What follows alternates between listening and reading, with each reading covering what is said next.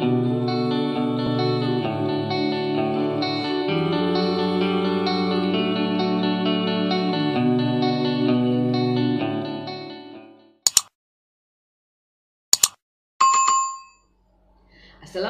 warahmatullahi wabarakatuh. Selamat bertemu kembali dengan saya, Siti Malihatun Badriah. Pada kesempatan yang sangat luar biasa ini, saya akan membahas mengenai hak besit. Pada video sebelumnya, saya sudah membahas mengenai pembedaan hak besit, hak eigendom, dan hak detensi. Nah, kali ini saya akan membahas mengenai hak besit. Namun sebelumnya, saya mengucapkan terlebih dahulu kepada seluruh pemirsa yang sudah setia menonton video-video saya, yang sudah like, komen, subscribe, serta share kepada banyak orang. Baiklah, kita akan mulai mengenai hak besit ini. Hak besit dalam Kitab Undang-Undang Hukum Perdata, di situ disebutkan hak besit adalah kedudukan seseorang yang menguasai atau menikmati suatu kebendaan baik dengan diri sendiri maupun dengan perantaraan orang lain, seolah-olah kebendaan itu adalah miliknya sendiri. Kalau dari pengertian tersebut, kita bisa melihat bahwa hak besit ini dapat diartikan dua hal. Yang pertama adalah hak menguasai dengan dirinya sendiri. Artinya seseorang itu mempunyai hak besit, dia menguasai bendanya secara langsung. Jadi menguasai sendiri bendanya. Misalnya, seseorang memiliki laptop. Dia menguasai, punya hak besit atas laptop tersebut. Nah, di sini laptop ada di tangan dia. Nah, disinilah hak besit menguasai dengan dirinya sendiri atau menguasai secara langsung. Kemudian yang kedua adalah menguasai dengan perantaraan orang lain. Jadi seseorang memiliki hak besit, namun bendanya itu tidak ada di tangannya sendiri, tidak ada dalam kekuasaannya secara langsung, tetapi yang menguasai adalah orang lain. Misalnya, seseorang memiliki hak besit atas laptop. Nah, laptop ini tidak ada di tangannya sendiri, tidak dikuasai secara langsung, tetapi dipinjamkan kepada orang lain misalnya, disewakan kepada orang lain, atau mungkin dititipkan kepada orang lain. Nah, disinilah seseorang itu memiliki hak besit, namun dia tidak menguasai secara langsung, karena bendanya dititipkan kepada orang lain, disewakan kepada orang lain, atau dipinjamkan kepada orang lain. Nah, disinilah ada hak besit di sini. Namun bendanya tidak langsung dikuasai oleh si besiter.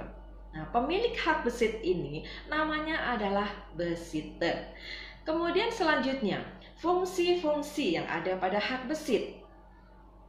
Dalam keadaan normal atau dalam keadaan yang biasa, umumnya hak besit dan hak eigendom itu ada di satu tangan. Hak besit adalah hak menguasai, hak eigendom adalah hak milik.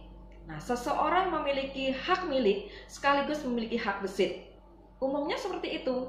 Jadi ada di dalam satu tangan. Misalnya, seseorang memiliki sebuah laptop. Nah, di sini memiliki berarti dia punya hak milik atas laptop. Kemudian dia memiliki hak besit. Laptopnya dikuasai oleh si pemilik tersebut. Jadi di sini hak milik dan hak besit ada dalam satu tangan. Namun ada kemungkinan bahwa hak milik dan hak besit, hak milik atau hak eigendom dan hak besit atau hak menguasai ini tidak di dalam satu tangan, tapi ada di tangan yang berbeda. Misalnya, seseorang, misalnya A, memiliki sebuah laptop. Kemudian, laptop yang dimiliki oleh A ini, A memiliki hak milik atas laptop. Nah, laptop yang dimiliki oleh A ini kemudian dicuri oleh B. Nah, dalam hal ini, si B atau pencuri tadi memiliki hak besit. Dia memperoleh laptop tersebut dengan cara yang tidak sah. Dia mencuri benda tersebut. Nah, di sini si pencuri memperoleh hak besit. Jadi, di sini hak milik ada di tangan A. Hak milik tetap ada di tangan A, tetapi hak besitnya ada di tangan si B. Kemudian misalnya B menjual kepada C. Nah, B yang tadi mencuri, kemudian hasil curiannya dijual kepada C. Nah, si C ini memperoleh benda tersebut dan dia memiliki hak namanya hak besit. Jadi di sini hak milik dan hak besit tidak berada di dalam satu tangan. Dalam hal demikian, pemilik benda, yaitu contohnya A tadi, bolehkah kemudian mengambil begitu saja benda tersebut dari tangan B atau C misalnya? Langsung mengambil begitu saja dengan cara semena-mena? Tidak boleh. Mengapa demikian? Karena negara kita adalah negara hukum. Jadi tidak akan membiarkan semua orang untuk melakukan perbuatan hukum, perbuatan yang melawan hukum atau main hakim sendiri di sini. Karena ada aparat yang berwenang untuk bisa melakukan hal tersebut. Jadi kalau misalnya si pemilik benda ingin menuntut kembali bendanya, harus mengajukan gugatan ke pengadilan. Nah, dalam hal demikian namanya adalah ada hak revindikasi pada si pemilik untuk menuntut kembali bendanya. Jadi di sini meskipun seseorang misalnya mencuri benda, dia punya hak besit di sini. Dia dilindungi oleh hukum. Kita ingat pada kesempatan yang lalu, pada video sebelumnya kita bahas mengenai adanya hubungan hukum antara subjek hukum dan objek hukum. Jadi dalam hak kebendaan ini ada hubungan hukum antara subjek hukum dan objek hukum yang dilindungi oleh hukum dan menimbulkan kewajiban bagi siapapun juga untuk menghormati adanya hubungan hukum tersebut. Jadi di sini hak milik adalah hak kebendaan. Ini dilindungi oleh hukum sehingga pemiliknya boleh merevindikasi bendanya, tetapi dengan cara yang menurut hukum. Kemudian besiter, pencuri ataupun yang membeli dari pencuri tadi memiliki hak besit. Hak besit juga hak kebendaan. Di sini pun dilindungi oleh hukum, sehingga di sini tidak bisa pemilik itu secara sewenang-wenang kemudian mengambil benda tersebut begitu saja, karena belum tentu itu benar benda miliknya. Nah, tidak boleh main hakim sendiri. Begitupun pihak ketiga, orang lain, misalnya tahu, tidak boleh kemudian mengambil begitu saja dan diserahkan kepada pemiliknya, tidak boleh. Nah, dalam hal demikian, seseorang tadi yang memiliki hak besit memperoleh perlindungan hukum karena dia memiliki hak namanya hak besit yang merupakan salah satu hak kebendaan yang bersifat memberikan kenikmatan. Nah, perlindungan hukum dari hak besit bagi besiter ini ada dua macam, yaitu fungsi polisionil dan fungsi hak kebendaan. Fungsi polisionil adalah perlindungan hukum dari hak besit bagi besiter terhadap eigenaar atau pemilik benda. Jadi misalnya seperti tadi, A memiliki sebuah laptop, kemudian laptopnya dicuri oleh B.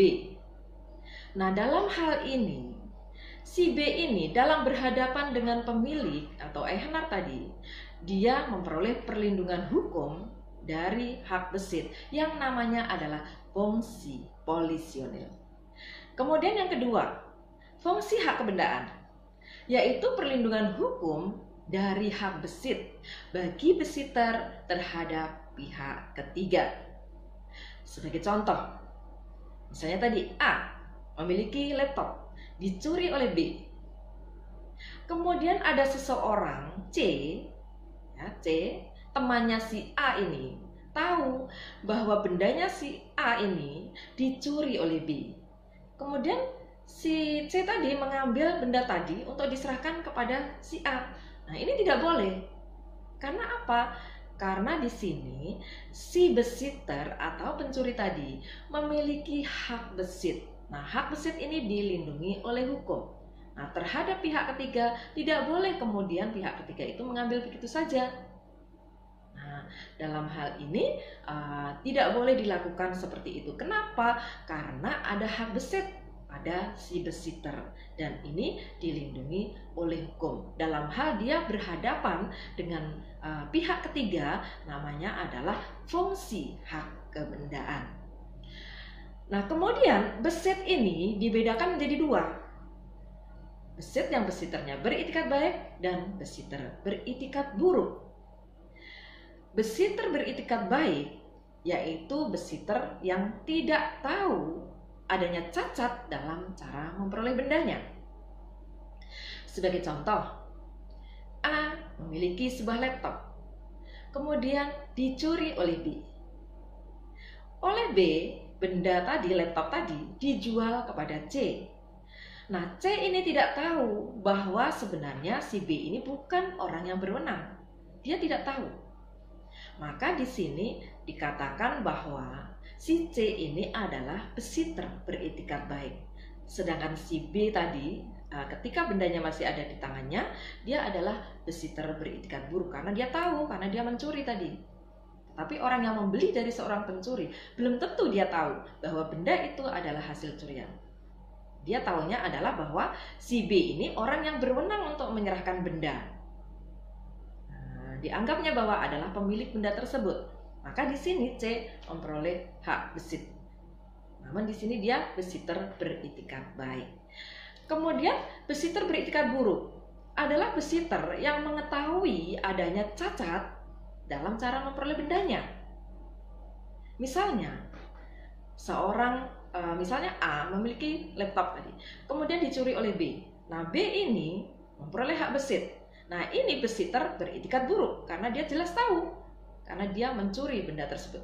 Kemudian oleh B, benda dijual kepada pihak lain, kepada C misalnya. Nah, kalau C tahu bahwa sebenarnya benda ini adalah hasil curian, maka di sini C beretikat buruk. Ya, jadi kalau dia tahu adanya cacat dalam cara memperoleh benda tadi, maka dia beretikat buruk. Nah, fungsinya apa? Kepentingannya apa membedakan antara besitter beretikat baik dan besitter beretikat buruk? Ada beberapa hal. Yang pertama adalah dalam hal daluarsa. Untuk besitter beretikat baik dapat memperoleh hak ehendom dengan jalan daluarsa. Kemudian untuk besitter beretikat buruk, sampai kapanpun tidak akan bisa memperoleh hak ehendom dengan jalan daluarsa.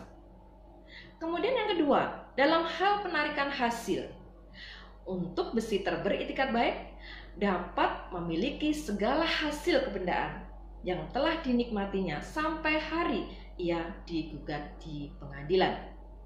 Sedangkan besitter beretikat buruk wajib mengembalikan segala hasil kebendaan yang sudah dinikmatinya sampai hari ia digugat di pengadilan. Jadi di sini dia harus mengembalikan benda pokoknya maupun seluruh hasil yang sudah dinikmatinya. Ini beda dengan besitter beretikat baik. Misalnya, ada seseorang menguasai sebuah benda. Nah, kemudian sampai kemudian digugat di pengadilan, dia sudah menikmati hasil kebendaan tersebut. Misalnya benda tersebut sudah disewakan kepada orang lain, sudah ada hasilnya dari benda tersebut. Nah, kemudian digugat di pengadilan oleh pemiliknya, dan ternyata pengadilan memenangkan si pemilik ini. Jadi benar ternyata bahwa benda itu adalah miliknya si penggugat tadi. Nah, dalam hal demikian, kalau besitter beretikat baik, dia hanya wajib mengembalikan benda pokoknya saja, sedangkan hasil yang sudah dinikmatinya tadi tetap bisa dimiliki olehnya. Ini beda dengan besitter beretikat buruk. Maka di sini kalau besitter beretikat buruk, dia tahu cara memperoleh bendanya itu ada cacatnya, maka dia di samping mengembalikan benda pokoknya, dia harus mengembalikan segala hasil yang sudah dinikmatinya tadi. Nah, kemudian yang ketiga adalah dalam hal pengembalian benda. Jika tidak dapat mengembalikan benda, misalnya bendanya musnah, maka tidak bisa dikembalikan kepada si pemilik benda. Dalam hal demikian, jika besitter beretikat baik, maka tidak wajib mengganti harga benda tersebut. Tetapi kalau besitternya beretikat buruk, maka di sini kalau bendanya musnah, dia harus mengganti harga benda tersebut kepada si pemilik. Demikian tadi hal-hal mengenai besit yang sudah saya sampaikan pada kesempatan yang sangat luar biasa ini. Sekali lagi saya mengucapkan terima kasih yang tak terhingga kepada teman-teman semua yang sudah memberikan semangat kepada saya dengan memberikan dukungan berupa like, subscribe, komen, dan share kepada banyak orang, sehingga saya makin bersemangat untuk membuat video-video ini. Terima kasih, dan mohon maaf apabila ada kekurangan. Wassalamualaikum warahmatullahi wabarakatuh.